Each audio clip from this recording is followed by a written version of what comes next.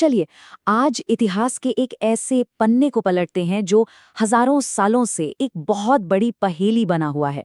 सिंधु घाटी सभ्यता की वो खोई हुई दुनिया जिसके राज आज भी हमें हैरान कर देते हैं। जानते हैं, इस कहानी की शुरुआत बड़ी दिलचस्प है। ये किसी इतिहासकार ने नहीं, बल्कि फौज से भागे एक सिपाही ने शुरू की थी। सोचिए जरा, साल है 1826। जेम्स लुइस नाम का एक अंग्रेज, जो अब चार्ल्स मैसन बन चुका है, ब्रिटिश फौज से भागकर पंजाब में कहीं छिपा हुआ है। और तभी उसे एक अजीब सी जगह दिखती है, पुरानी पक्की ईंटों के बड़े बड़े टीले। वहां के लोग कहते थे कि यहाँ भूत रहते हैं। मेजन को जरा भी अंदाजा नहीं था कि वो जिस चीज को देख रहा है वो मेसोपोटामिया और मिस्र जितनी ही पुरानी एक महान सभ्यता के निशान है। पर उसकी बातों पर किसी ने ध्यान नहीं दिया। और फिर करीब 30 साल बाद 1856 में एक ऐसी गलती हुई जिसने इस इतिहास को लगभग हमेशा के लिए दफन कर दिया होता। अंग्रेज कराची और लाहौर के बीच रेल में लाइन बिछा रहे थे और उन्होंने हड़प्पा के उन टीलों से लाखों की तादाद में पक्की ईंटें उखाड़कर पटरी के नीचे डाल दीं। सोचिए, करीब 160 किलोमीटर की पटरी आज भी उन्हीं ऐतिहासिक ईंटों पर टिकी है। लेकिन शुक्र है, कहानी यहीं खत्म नहीं हुई। 1920 के दशक में sir John Marshall, Dayaram Sahni और आर.डी. बैनर्जी जैसे आर्कियोलॉजिस्ट ने जब हड़प्पा और मोहनजोदड़ो में खुदाई शुरू की, तो उस खुदाई ने जो कुछ सामने लाके रखा, उसने तो आप यकीन मानिए भारत के प्राचीन इतिहास को देखने का हमारा नजरिया ही हमेशा के लिए बदल दिया। खुदाई का एक बड़ा सेंटर था मोहनजोदड़ो, जिसका सिंधी में मतलब है मुर्दों का टीला। और जब यहाँ जमीन से मिट्टी की परतें हटी तो नीचे से कोई छोटा मोटा गांव नहीं निकला, नहीं, बल्कि एक ऐसा विशाल और मॉडर्न शहर सामने आया जिसे देखकर पूरी दुनिया दंग रह गई। मतलब ये शहर अपने वक्त से सदियों, शायद हजारों साल आगे था। सड़कें एकदम सीधी, एक दूसरे को 90 डिग्री के एंगल पर काटती थीं, जैसे किसी ने ग्रिड बनाकर शहर बसाया हो। घर पक्की ईंटों के थे, कुछ तो 2-2, 3-3 मंजिला भी थे। और ये सुनिए, हर घर के अंदर अपना कुआं और बाथरूम था। पर जो सबसे कमाल की चीज थी, वो थी शहर की अंडरग्राउंड ड्रेनेज सिस्टम।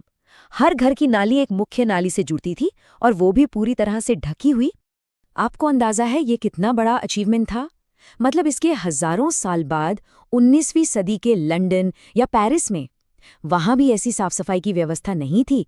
वहां तो गंदा पानी सड़कों पर खुली नालियों में बहता था।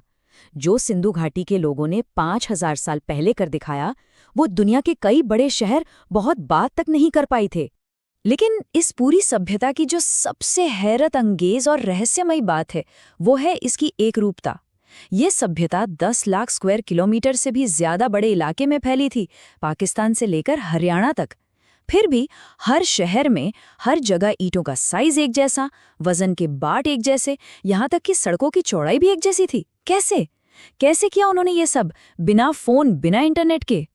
तो ये एक रूपता तो सिर्फ एक पहेली थी। सच तो ये है कि इन खोजों ने जितने जवाब दिए ना, उससे कहीं ज्यादा बड़े और अनसुलझे सवाल हमारे सामने खड़े कर दिए। और उन सवालों में सबसे बड़ा सवाल उनकी लिखावट। आज 100 साल से ज्यादा हो गए, पर हम उनकी भाषा को डिकोड नहीं कर पाए हैं।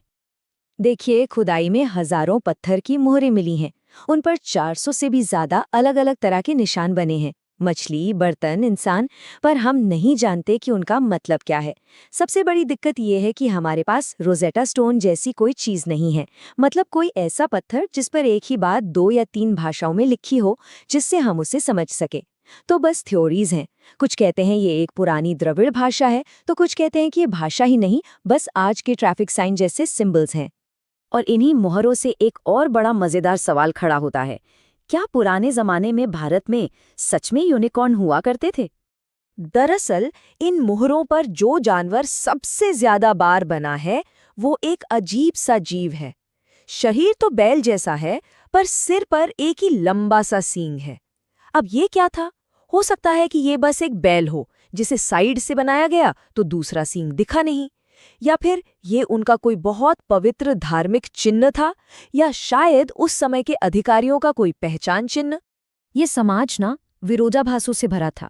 अब सोचिए, इतनी बड़ी, इतनी फैली हुई सभ्यता, पर यहाँ ना तो कोई बड़े बड़े मंदिर मिले, ना राजाओं के आलीशान महल, ना ही किसी भगवान या राजा की बड़ी बड़ी मूर्तियां।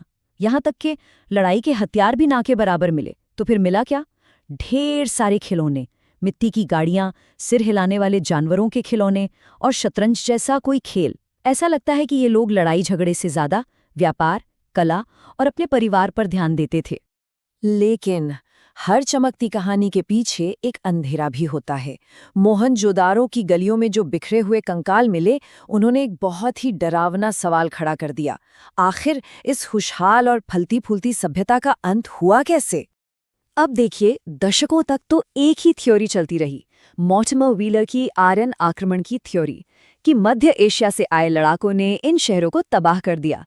लेकिन आज मॉडर्न साइंस हमें एक बिल्कुल अलग ही कहानी बता रही है, और वो कहानी है विनाशकारी क्लाइमेट चेंज की।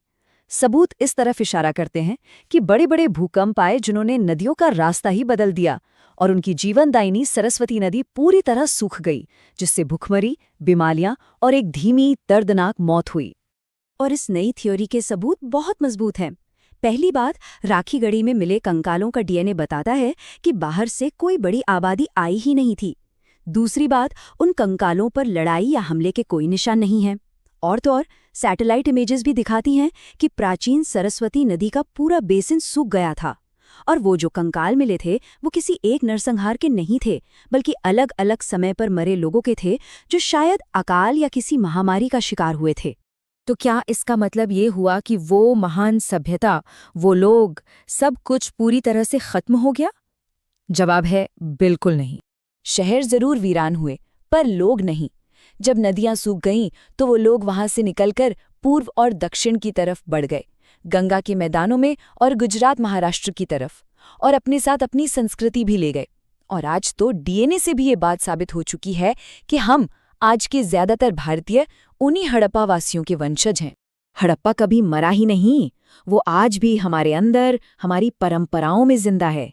जब हम हाथ जोड़कर नमस्ते करते हैं, जब शादीशुदा औरतें मांग में सिंदूर लगाती हैं, जब हम पीपल के पेड़ या नंदी बैल की पूजा करते हैं, या फिर शतरंज का खेल खेलते हैं, ये सब कुछ, ये सारी परंपराएं सीधे वहीं से 5000 साल पहले सिंधु घाटी से चली आ रही हैं।